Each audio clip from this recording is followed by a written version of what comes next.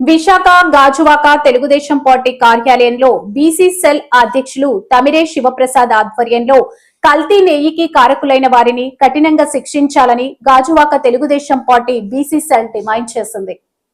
Gajuwaka Telugu Desam party కార్యాలయంలో ఏర్పాటు చేసిన మీడియా సమావేశంలో నియోజకవర్గ బీసీ సెల్ అధ్యక్షులు తమిరే శివప్రసాద్ అధ్యక్షతన ఈ సమావేశం ఏర్పాటు చేశారు.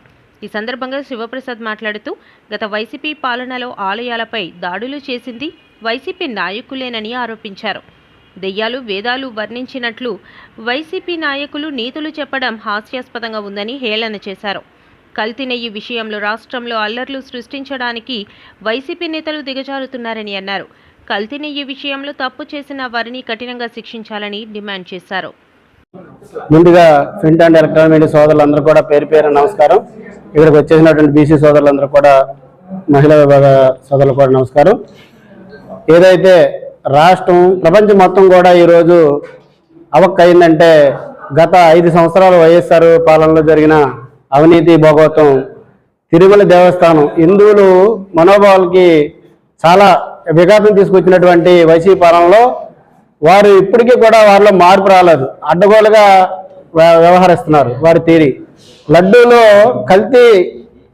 కల్తీ కలిపి హిందువుల మనోభావాలకి దెబ్బతీసినటువంటి వైఎస్ఆర్ పాలనలో ఇప్పటికైనా సరే వారు హిందువుల మనోభావాలని దెబ్బతీసినటువంటి వారు క్షమాపణ చెప్పి తప్పు ఒప్పుకోవాలి.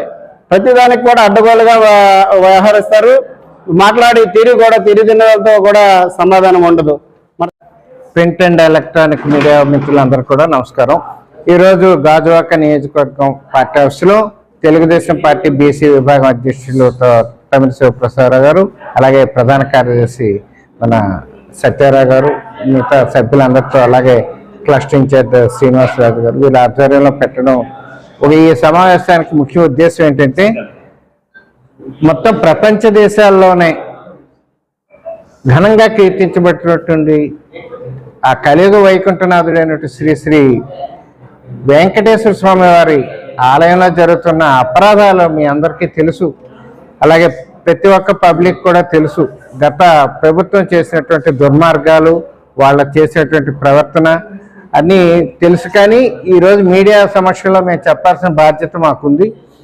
మనం ఎంతో పవిత్రంగా దాదాపు 16 గంటలు 17 గంటలు కాలినడకన వెళ్ళి, మా అమ్మాయి ఇంటర్మీడియట్ చదువుకున్న రోజుల్లో ప్రతి మెట్టుకు కూడా పసుపు బొట్టు పెట్టుకొని చెప్పులు లేకుండా వెళ్ళి, అలాగే ఈ 60 ఏళ్ళ వయసులో మేము కూడా ఇలా పాదయాత్ర వెళ్తుంది. ఎంతోమంది దూరభారాల నుండి వ్యయ ప్రయాసాలు కోర్చుకొని రోజు లక్షలాది భక్తులు వస్తున్న తిరుపతిలో ఎంతో పవిత్రంగా భావించినటువంటి ఆ లడ్డు మహాప్రసాదాన్ని వాళ్ళు కల్తీ చేసి, దానిలో ఈరోజు ల్యాబ్ రిపోర్ట్స్ అన్నీ కూడా ఇందులో కల్తీ జరిగింది, కొన్ని అన్వాంటెడ్ కెమికల్స్ ఉన్నాయి, అలాగే కొన్ని జంతు కెమికల్స్ కూడా ఉన్నాయని చెప్పినటువంటి ఈ రిపోర్ట్ వచ్చిన తర్వాత కూడా వాళ్ళు దీన్ని బురద వెళ్ళడం, ప్రత్యేకంగా కౌన్సిల్లో ఒక తమాషా ఏంటంటే, కౌన్సిల్లో మన బొత్స సత్యబాబు గారు అలా మాట కొద్దిగా క్లారిటీ ఉండదు కానీ నిజం చెప్పారు.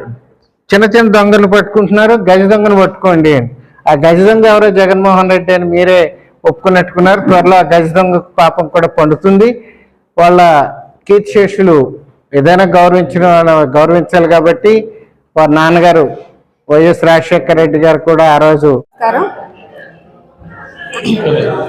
నా పేరు రమాదేవి. నేను గాజువాక నియోజకవర్గం సెక్రటరీని మాట్లాడుతున్నాను. ఏదైతే ఇప్పుడు తిరుపతి దేవస్థానం వద్ద జరుగుతున్న దోపిడీలు, అన్యాయాలు, అక్రమాలు దేవస్థానాల్లో చాలా మట్టికి జరుగుతున్నాయి. కానీ ఈ అన్నిటికన్నా ముఖ్యమైనది తిరుపతి లడ్డు కాబట్టి మేము చాలా ఆవేదన చెందుతున్నాము. ఆంధ్రులు అయి ఉండి చాలామంది, చాలా ప్రజలు అందరూ కూడా దీని గురించి చాలా చింతించదలుస్తున్నారు. కాబట్టి కనుక ఈ అన్యాయాలు, అక్రమాలు కూడా ఇక మీదట జరగకుండా ఇప్పటికైనా బుద్ధి తెచ్చుకుంటారని మేము తెలియజేస్తున్నాము. లేదంటే ఇంకా ముందుకి రాని ఇప్పటికే సగం మంచులు లేకుండా పోయారు.